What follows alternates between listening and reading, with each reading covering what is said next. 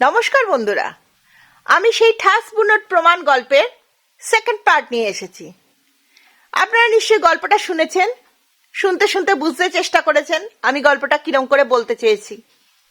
এবারে বাকি অংশটা শুনুন। আমি তাহলে শুরু করলাম। সেদিন অপরাহ্নে বেহেরেন্ডের গাড়িটা ইনের পাশ দিয়ে চলে গেল, যে ইনে মিস্টার এঙ্গেল থাকতে এসেছিলেন, মানে রয়েছিলেন। সেই গাড়িটার মধ্যে ছিল মিস্টার জুরিচ এবং অপর একটি ভদ্রলোক। ইনের মালিক এঙ্গেলকে নিয়ে জানালাতেই বসেছিলেন। ইনের মালিক চেঁচিয়ে বলে উঠলেন, আরে ওই তো গুপ্তচর। এঙ্গেল বলে উঠলেন, গুপ্তচর? ইনের মালিক বলল, যাকে আমাদের কাছে পাঠানো হয়েছে কিয়েল থেকে, মানে সেই অপরাধ বিভাগের কর্মচারীটি, জুরিচের সঙ্গে সেও গাড়িতে ছিল। তখন এঙ্গেল বললেন, তারা কি মজা করতে বেরিয়েছে? তখন ইনের মালিক বলল, হয়তো, অথবা তারা কোনো নতুন সূত্র পেয়েছে। গত সপ্তাহ থেকেই তারা আশেপাশের সব গ্রামেই গাড়ি নিয়ে চক্কর দিয়ে বেড়াচ্ছে। এইসব জায়গায় যারাই আসছে বা যাচ্ছে, স্থানীয় কর্তৃপক্ষ তাদের ওপরই নজর রাখছে। এঙ্গেল বলল, মিস্টার জুরিচ ও তার সঙ্গীরা সবকিছুই সহজভাবে গ্রহণ করে। ভাবছি আমি নিজেও একটু হাঁটবো। এই কথা বলে তিনি বেরিয়ে পড়লেন এবং বেহেরেন্ড গদির দিকে হাঁটতে শুরু করলেন। যখন জানতে পারলেন গদির মালিক বাড়িতেই আছেন, তখনই কার্ডটা পাঠিয়ে দিলেন এবং সঙ্গে সঙ্গেই তার ডাক পড়ল। তিনি ঘরে ঢুকতেই মিস্টার বেহেরেন্ড উঠে দাঁড়িয়ে তাকে অভ্যর্থনা জানিয়ে তার মস্ত বড় ডেস্কের পাশে পেতে রাখা আরামদায়ক হাতল চেয়ারটা দেখিয়ে দিলেন। আমার প্রতিনিধি আমাকে বলেছে আপনি আমাদের সঙ্গে একটা বড় রকমের লেনদেনের ব্যাপার নিয়ে জড়িত হতে যাচ্ছেন। দয়া করে আমার ধন্যবাদ গ্রহণ করুন, আর এই কথাটা বলার অনুমতি দিন যে আপনার এই বিশ্বাসের সব রকম প্রতিদান দিতে আমরা প্রয়াসী হব। বৃদ্ধ ভদ্রলোকটি কথা বলার ধরন ও সুর এতই শান্ত মর্যাদায় পূর্ণ যে আগন্তুক মানে এঙ্গেল সঙ্গে সঙ্গেই তার প্রতি আকৃষ্ট হলেন। মিস্টার বেহেরেন্ড সিনিয়রের চেহারাটা ঠিক যতটা গুরুগম্ভীর নয়, একটা বৃহৎ উদ্যোগের প্রধান ব্যক্তি হিসাবে এবং স্বপ্রতিষ্ঠিত মানুষ হিসাবে যতটা হবেন বলে এঙ্গেল কল্পনা করেছিলেন। কিন্তু মাঝারি উচ্চতার এই ক্ষীণদেহ মানুষটির উঁচু কপাল ও স্বচ্ছ দুটি চোখে ফুটে উঠেছিল এমন একটা তীক্ষ্ণ বুদ্ধিমত্তার পরিচয়, যা থেকে তার জীবনের সফলতার ব্যাপারটাকে সহজেই বোঝা যায়। এঙ্গেল বললেন, আজকের মতো ব্যবসার কথাবার্তা বন্ধ রাখতে আপনার অনুমতি চাইতে পারি কি? আপনার গদিতে সম্প্রতি যে দুর্ভাগ্যজনক ঘটনাটা ঘটে গেছে, তার জন্য আমার আন্তরিক সহানুভূতি জানাতেই আমি আজ এসেছি। গত কয়েকদিন যাবৎ আমি অনেক জায়গায় ঘুরেছি। প্যারিসে থাকাকালে আকস্মিকভাবেই হামবার্গের ল্যাচম্যান অ্যান্ড কোম্পানির প্রধান ব্যক্তিটির সঙ্গে আমার যোগাযোগ হয়েছিল। তাদের কাছে আপনার কথা ও আপনার এই বিরাট ব্যবসার কথা আমি অনেক শুনেছি। তখন তারা এই দুর্ভাগ্যজনক ডাকাতির কথা কিছুই জানত না। এখানে এসেই আমি প্রথম জানতে পারি এবং আপনাকে আমার সহানুভূতি জানাতে এসেছি। বেহেরেন্ড হাতটা বাড়িয়ে দিলেন। অনেক ধন্যবাদ। হ্যাঁ, ভাগ্য আমাকে বেশ কঠিন আঘাতই দিয়েছে। এখনো পর্যন্ত আমি নিজেও ব্যাপারটা বুঝতে পারছি না। এটা হয়তো চিরদিনের মতো একটা ধাঁধা হয়েই থাকবে।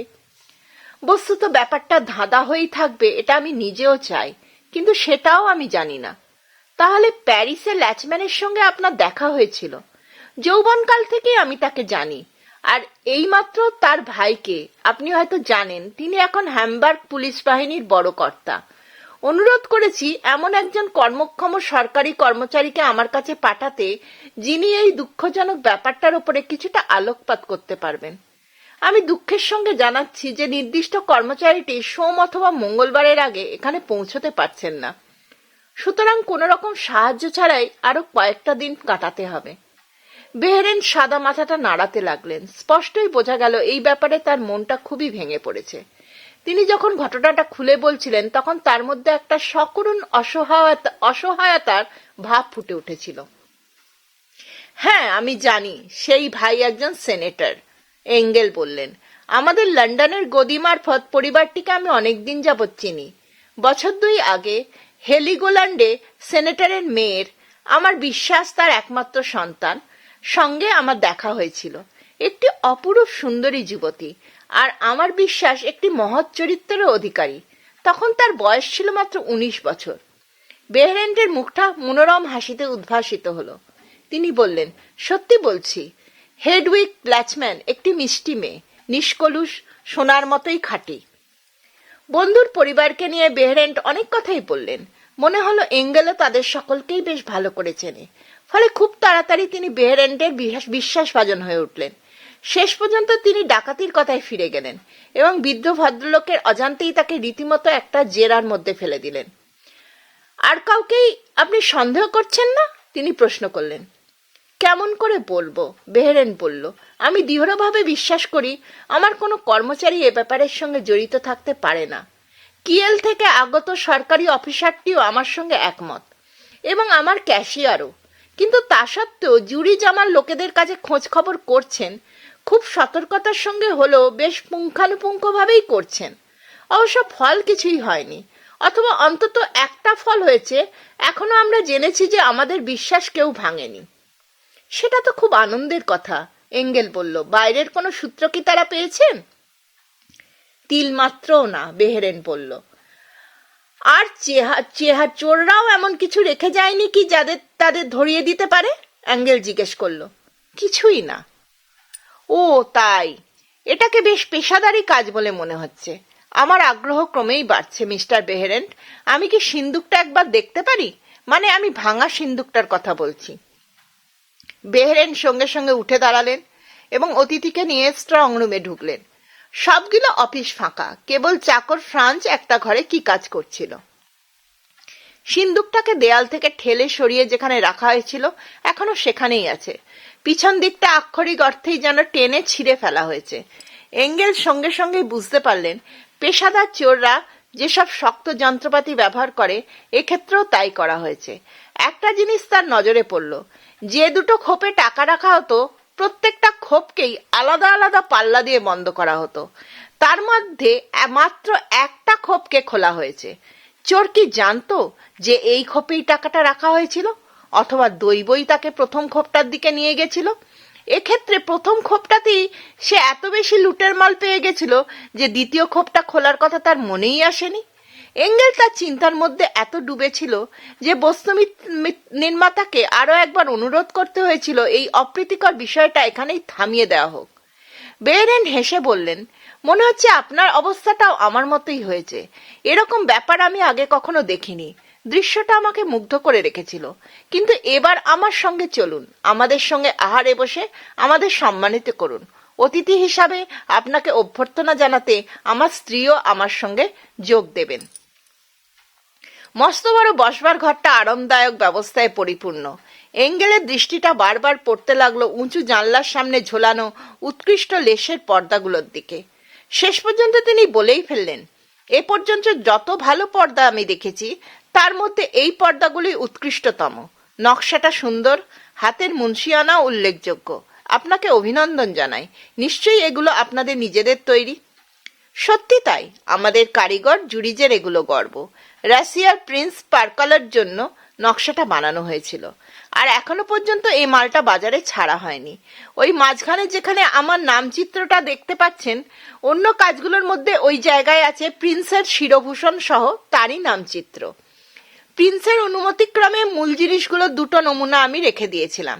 ইচ্ছা ছিল কোনো এক সময় প্রদর্শনীতে সেগুলো দেখাবো, কিন্তু আমাদের ডাকাত বন্ধুটি সেগুলোও সঙ্গে করে নিয়ে গেছেন। ভদ্রলোকের নিশ্চয়ই শিল্পের প্রতি রুচি আছে, তাই না? পরদিন সকালে কারখানাটা পরীক্ষা করে দেখতে ঘন্টাখানেক সময় লাগলো।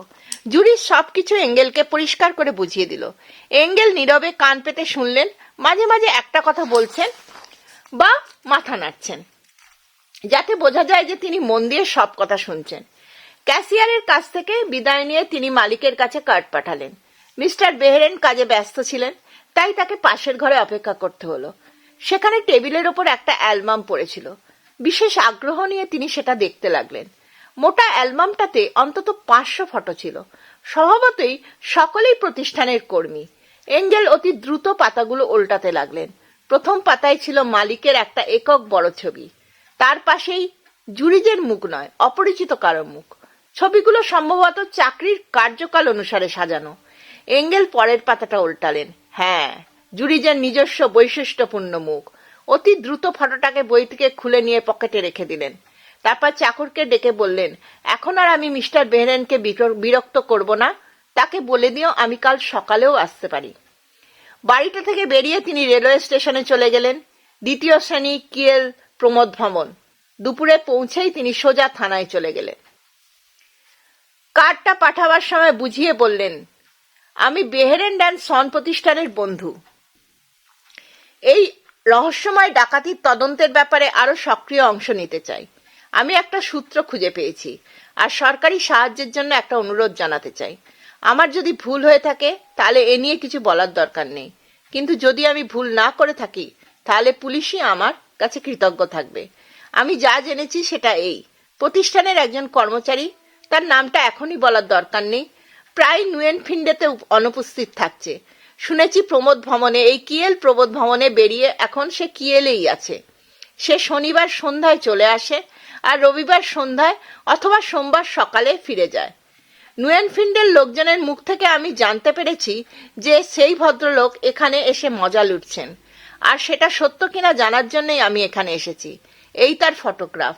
আমি চাই এই ফটোটা আপনার কর্মচারীদের দেখিয়ে আসুন, যাতে আমরা জানতে পারি তারা কেউ এই ভদ্রলোকটিকে দেখেছে কিনা, আর দেখে থাকলে কোথায় দেখেছে। ফটোটা এ ঘর থেকে সে ঘরে হাতে হাতে ঘুরতে লাগলো। শেষ পর্যন্ত একটা পুলিশ বলল, কিছুদিন আগেই এই ভদ্রলোকটিকে সে দেখেছে, 2 কি 3টে রবিবার আগে, সম্ভবত রিডট রেস্টুরেন্টে। মাঝে মাঝেই তাকে সেখানে মোতায়েন করা হয়। ভদ্রলোকের সঙ্গে একটি মহিলাও ছিল। তুমি মহিলাটিকে চেনো? এঙ্গেল শুধল। না স্যার। সে কি ফুর্তির জগতের কেউ?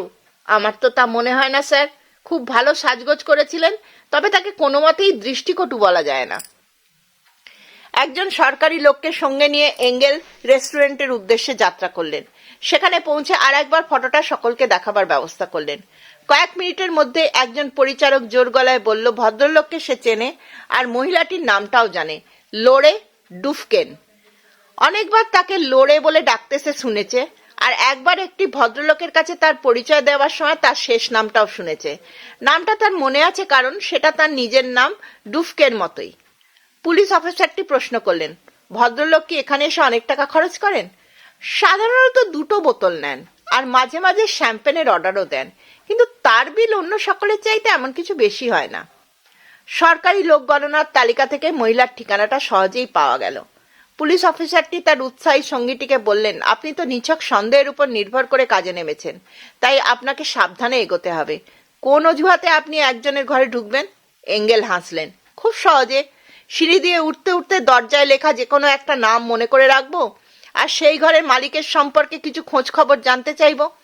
আপনার কি মনে হচ্ছে না যে আপনার কাজেও আমাকে লাগিয়ে দিতে পারেন?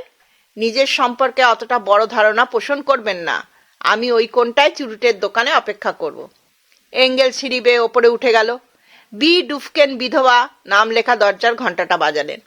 একটি বয়স্কা স্ত্রীলোক দরজা খুলল। আমি কি মিসেস ডুফকেনের সঙ্গে কথা বলছি? এঙ্গেল বলল। হ্যাঁ, আমি কি করতে? স্ত্রীলোকটি হঠাৎ থেমে গিয়ে তীক্ষ্ণ দৃষ্টিতে ভদ্রলোকের দিকে তাকালো। তার সম্ভ্রান্তজনক সুলভ চেহারা দেখে তার মনে সন্দেহ জাগলো, একে বাইরে দাঁড় করিয়ে রাখাটা উচিত হবে না। বললেন, আপনি ভেতরে আসুন, আমি এখনই আসছি। এঙ্গেল ছোট বাইরের ঘরটায় ঢুকলেন। ঘরটার আকর্ষণীয় সাজসজ্জা তার দৃষ্টি এড়ালো না। তার মনে একটা প্রশ্ন জাগলো, এইসব সমৃদ্ধির পরিচায়ক জিনিসগুলো কোথা থেকে এলো? ইংলিশ স্টাইলের আসবাবপত্রগুলো সব নতুন বলে মনে হচ্ছে। চেয়ার, টেবিল, পর্দা, আবরণী সবকিছুই একেবারে নিখুঁত। একমাত্র ভারী কার্পেটটাতেই ব্যবহারের চিহ্ন চোখে পড়ছে। যে মহিলারা এখানে থাকে তারা নিশ্চয়ই খুব ধনী, অন্যথায় এই ব্যয়বহুল গৃহসজ্জা এখানে একেবারেই বেমানান। কোন রকম বিচারেই এখানে এসবের থাকার কথা নয়। শেষের ধারণাটি অ্যাঙ্গেলের মনে আরো দৃঢ় হলো যখন স্ত্রীলোকটি আবার ঘরে ঢুকলো এবং ঘরের স্পষ্ট আলোয় তিনি তাকে দেখলেন। তার চেহারায় সমৃদ্ধি বা সংস্কৃতির কোনো ছাপ নেই। তার চালচলন বিসদৃশ, পোশাকপত্র খুবই সাধারণ। স্ত্রীলোকটি তাদেরই একজন যাদের অন্যত্র শয়ে শয়ে দেখা যায়। সে নিজে সম্পূর্ণ অন্য পরিবেশে মানুষ হয়েছে আর এখনো এই আর্থিক আনুকূল্যের সঙ্গে নিজেকে মানিয়ে নিতে পারেনি। এঙ্গেল নিজের কাজ শুরু করে দিলেন। নিজের তলায় যে ভদ্রলোকটি থাকে তার সম্পর্কে কিছু জিজ্ঞাসাবাদ করলেন। বৃদ্ধ স্ত্রীলোকটি একটু বাচাল স্বভাবের আর প্রতিবেশীটি সম্পর্কে তার এত বেশি বলার ছিল যে তার অতিথিটিকে সে অনেক বেশি সময় সেখানে থাকতে সুযোগ দিলেন, আর সেই সুযোগে তার বিশ্বাসভাজনও হয়ে উঠলেন। নিচের তলায় ভদ্রলোক সম্পর্কে আর কিছু বলার না থাকায় এঙ্গেল কায়দা করে সুন্দর করে ঘরটা সাজানোর জন্য স্ত্রীলোকটির খুব প্রশংসা শুরু করে দিলেন। আগ্রহের ভান করে বললেন, প্রিয় ম্যাডাম, আপনার সদয় ব্যবহারের উপর যদি জুলুম না হয় তো আরও একটা অনুরোধ আপনাকে করতে চাই। আপনি কি দয়া করে আমার মতো একজন অপরিচিত লোককে আপনার এই মনোরম বাড়িটার অন্য ঘরগুলো দেখাবেন? আমার বিশ্বাস সে ঘরগুলোই এই ঘরটির মতোই আকর্ষণীয় হবে। আত্মপ্রশংসায় খুশি হয়ে স্ত্রীলোকটি হাসল, বলল, সে কি, আপনার যদি সত্যি আগ্রহ হয়ে থাকে তাহলে অবশ্যই দেখাবো। বিনীত অনুরোধের সুরে এঙ্গেল বললেন, কিন্তু দোহাই আপনার, তিলমাত্র অসুবিধা বোধ করলে এ কাজ করবেন না। স্ত্রীলোকটি পাশের দরজাটা খুলল। এটাই আমাদের সবচেয়ে ভালো ঘর, ড্রয়িং রুম। তারপর এঙ্গেলকে নিয়ে কোণের বড় ঘরটায় ঢুকলো। সে ঘরটা আগাগোড়া সেকেলের স্টাইলে সাজানো, আসবাবপত্র সবই উচ্চমানের ও দামি, ঘরের মালিকের পক্ষে বেমানান। পাশের ঘরে সাদা হাউস গাউন পরা একটি তরুণীকে তারা দেখতে পেল। উজ্জ্বল বাদামি চোখ দুটো তুলে কৌতূহল ভরে সে অপরিচিত লোকটির দিকে তাকালো। তারপর অর্ধেক মেঝেতে ছড়ানো কাজের জিনিসগুলো একদিকে সরিয়ে দিল, যাতে সকলে ঘরের মধ্যে ঢুকতে পারে। দেখলেই বোঝা যায় তরুণীটি বর্ষীয় স্ত্রীলোকটির মেয়ে। খুব সুন্দরী, ক্ষীণ তনু, মনোরমা, মুখখানি মিষ্টি, ভঙ্গিটি আকর্ষণীয়। তার চলাফেরা এতই ছন্দময় ও শোভন যে অ্যাঙ্গেলের মনটা তার দিকেই আকৃষ্ট হতো, যদি না তার চোখ দুটো মেঝেতে বিছানো পর্দাটার উপর পড়ত। লেসের তৈরি ভারী পর্দাটার নকশা এবং কারুকার্য দুই অত্যুৎকৃষ্ট। বেহেরেন্টের ভিলার একটি অনুরূপ বা একেবারে হুবহু একই নকশার পর্দা সে আগেই দেখেছে, আর তার মধ্যে অর্ধেকটা কেটে বের করে নেওয়া শিরভূষণ সহ একটি নামচিহ্নও রয়েছে। অনেক কষ্টে এঙ্গেল নিজের মনকে সামনে নিল। বলল, আদরের মেয়েটি, তোমার ঘরে এই অভিযান চালানোর জন্য আমি ক্ষমা চেয়ে নিচ্ছি। তোমাকে একটু বিরক্ত করলাম। মিষ্টি মধুস্বরে মেয়েটি বলল, ওটা কিছু নয়। আগন্তুক সাগ্রহে পর্দাটার দিকে তাকিয়ে আছে দেখে সে হেসে বলল, এটা খুব সুন্দর না? কিন্তু এই শিরভূষণটা দেখুন। শিরভূষণ দিয়ে আমরা কি করব? তাই ওটাকে কেটে বাদ দিচ্ছি। আর নিশ্চিত জানবেন যে কাজটা খুব সহজ নয়। এঙ্গেল বলল, পর্দাটা কোনো উপহার হিসাবে পাওয়া কি? মেয়েটি বলল, হ্যাঁ, আমার ভাবি স্বামী ওগুলো আমায় দিয়েছে। কোনো বিদেশি প্রিন্সের জন্য নকশাটা করা হয়েছিল। আমরা ছাড়া তিনিই একমাত্র লোক যা এরকম পর্দা আছে। অবশ্য যে চোর কারখানা থেকে শেষ নমুনাগুলো চুরি করেছে তার কথা স্বতন্ত্র। চুরি? এঙ্গেল প্রশ্ন করলেন। হ্যাঁ, গত শনিবারে আমার ভাবি স্বামী আমাদের বিয়ের প্রস্তাবের কথা এখনো কেউ জানে না এই পর্দাগুলো এখানে পাঠিয়ে দিয়েছে, আর রবিবার রাত থেকে সোমবারের মধ্যে শেষ দুটো নমুনা কারখানা থেকে চুরি হয়ে গেছে, যখন সিন্দুকটাও লুট করা হয়েছে। একটা নিরাপদ ডাকাতি, ভারী চমৎকার ব্যাপার। এঙ্গেল যেন অবাক হয়ে প্রশ্নটা করলেন।